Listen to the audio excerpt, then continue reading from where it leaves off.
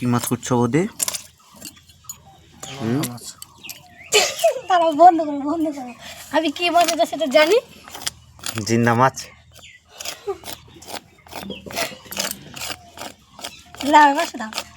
এটা কি মাছ? জিন্দা মাছ। তুই কি মাছ করছিস বড় ভাই? রুই।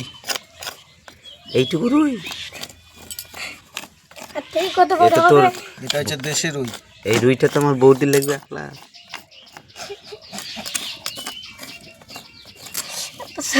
কতগুলো কোটা দাও।